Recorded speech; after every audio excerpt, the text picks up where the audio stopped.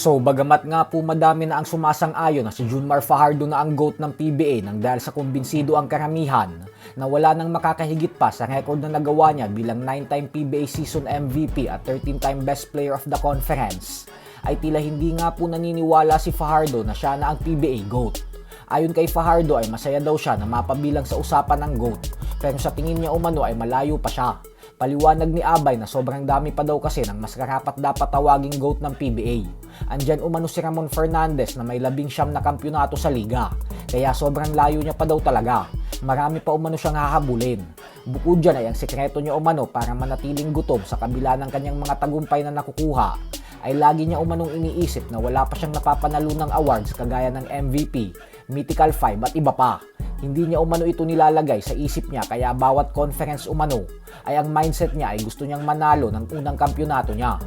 Pero ganun pa man nga po ay hindi naman ibig sabihin nito na binabaliwala niya na ang mga nakukuha niyang awards. Giit ni Fajardo na kung may mga darating pa man umano ng mga awards ay masaya niya itong tatanggapin kasi hindi naman daw habang buhay ay makakapag-basketball siya. Kaya hanggat kaya niya pa daw maglaro ay kokolektahin niya umano ang mga awards. Nang sa ganun ay pagtapos na ang kanyang karera ay may babalikan daw siya.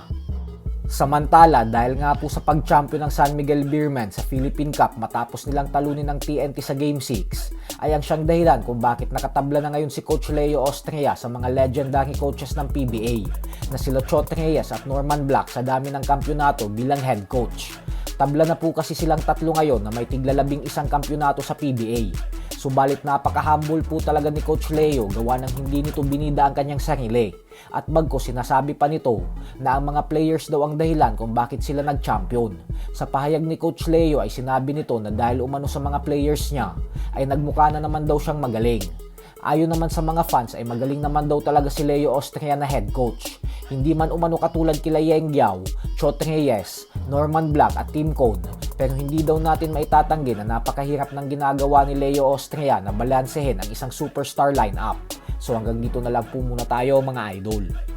Huwag pong kakalimutang mag-subscribe sa ating pangalawang channel na Sports Talk PH 2.0 dahil ang channel po na ito ay para sa araw-araw na basketball updates. Yung main channel po kasi natin na Sports Talk PH na siyang may 1 million YouTube subscribers ay pang boxing updates po yun. Maraming salamat po.